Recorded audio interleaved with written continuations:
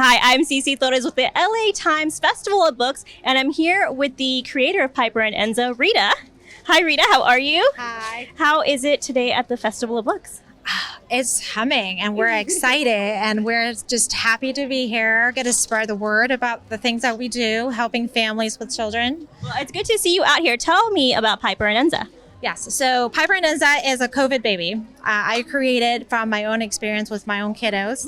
And what I found lacking was the resources and the tools and the stories that we have as parents to talk to our children with the inevitable health and medical experiences. And what happens is that we pass down a lot of our own trauma and we don't know the language to use. So I kind of went down that rabbit hole and I started talking to authors, child life specialists, early childhood educators, and trying to really figure out how do I guide them into this experience without being traumatized, because I think we see it so often. People avoid doctors, avoid medical diagnoses because they're scared. And I want all of us to be on the same team so we can all thrive. And what did you learn from your journey, and how were you able to apply that to your project? I learned that children learn best through play and stories. And that's really what we anchor Piper and Enza on, is through stories and play. The more you talk about certain things, the less scary it becomes. So as far as I'm concerned with my own children, we don't shy away from anything. That's a great message. Yeah, whether it's hard, because that's life. And I want them to feel confident. I want them to know, you know what, I got this. And they know that, there's a whole team of people behind them helping them through it. And how are you able to share that message with others? Is this how Piper and Enza comes into play? That's why we write books, right? We write books and we approach preschools, we hang out with parents and really kind of like tell them this is what we have learned and show them how it's done. And the feedback has been amazing because they apply that to their own household and they see the difference. So it's been very gratifying. I can imagine. Did you help write some of the books? No.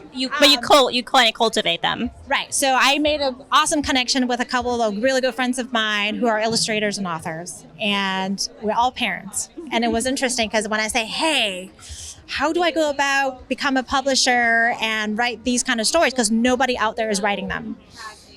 Everybody jumped on it. So every single person on the founding team, our parents, whether it's communications, authors, illustrators, and we're just very passionate about our cause. Can you share some of the messages that are in the books or show off some of the books?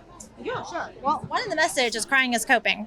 I saw that on your shirt, yes. Yes. And I think a lot of the parents are really triggered when their children have a meltdown or they cry. But crying is how your body reacts, right? So what is important, and this is what I have learned from the child life specialists I work with, is that it doesn't matter if they cry. What's important is how they return back to the baseline. And as a parent, if you're able to stay regulated, then your child can stay regulated. But if it triggers you and you go off the hook, then nothing is... You kind of have to set the example. Absolutely, yeah. So this is one of my favorite. It's called The Difference Between Needles and Noodles. And the concept that we have done on this particular book is about desensitization of the idea and the word needle. So there's a really fun noodle song in the back that can sing right before they get the shot. Oh, that's a great idea. To distract them. Distraction is a real tool. And we work with a child life specialist. So we provide a comprehensive guide behind every single one of our book for parents so they can learn more on how to support their children and what they're going through and what to look for. You have the research to guide what is in print. Absolutely. That's a great idea. It's a great project that you put together. If people want to find out more about your organization, where can they find you? Our company website is piperandenza.com. And we're basically present across all social media platforms. And the handle is at Piper and Enza. So the "and" will be spelled out PIPERANDENZA. Okay, got it. Thank you for spelling that out. And is the name significant of anything?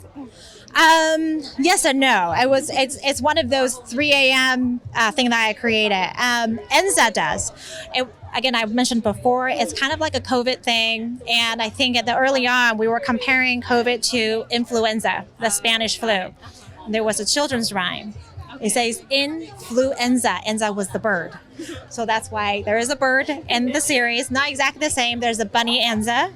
And Piper is a bird and is a little girl. A So little bit of inspiration to bring the message across, and a new message, and a much needed message around this time period. I hope so. I hope I can help as many parents I can out there, all the families out there, to just be really confident and know that they got this. Well, thank you so much, Rita, and it's Piper and Enza Yes. for more information. And for IdeateTV, I'm CeCee Torres.